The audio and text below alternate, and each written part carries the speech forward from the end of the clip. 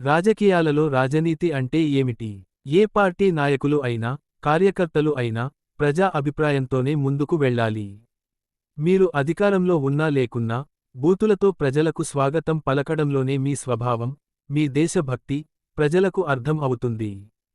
ప్రస్తుతం కొంతమంది నాయకులు, కార్యకర్తలు మంచి భాషతో, సోషల్ మీడియాలో మెసేజ్లు చేస్తున్నారు, మాట్లాడుతున్నారు చాలా సంతోషం.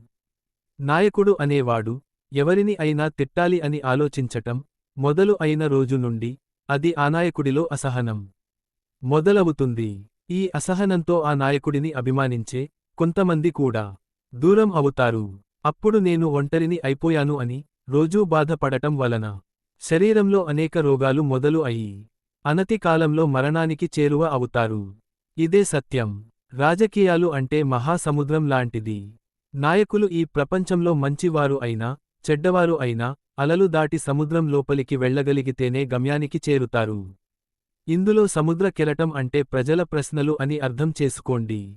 ఇంకో విషయానికి వినండి. నేను నిజాయితీపరుడిని, బలవంతుడిని, మంచివాడిని అని కెరటాలకు ఎదురెళ్లిన వారు ఎవరైనా జీవితంలో ఒడ్డును చూడలేరు.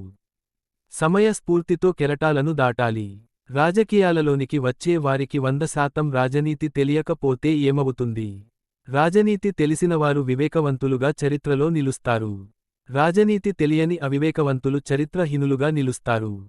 ప్రస్తుతం మన దేశంలో జరిగే రాజకీయ విషయాలు ప్రజలకు తెలియచేస్తున్నాను. నేను ప్రజలకు చెప్పే రాజకీయ విషయాలలో కేవలం నా అభిప్రాయం మాత్రమే తెలియచేస్తున్నాను.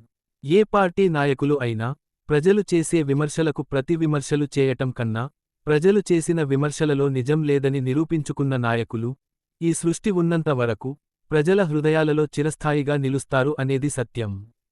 ఆలోచించి అడుగులు ముందుకు వేస్తే, అపజయం కొంత దూరంగానే ఆగిపోతుంది. ఇదే సత్యం. ధన్యవాదములు. భారతదేశం జై హింద్. సమసమాజ నిర్మాణమే భారతదేశ ప్రజల ఆకాంక్ష. భారతదేశ రాజ్యాంగమే భారతదేశ ప్రజల శ్వాస. ఇట్లు భారతదేశ పౌరుడు. భారతదేశం జై హింద్.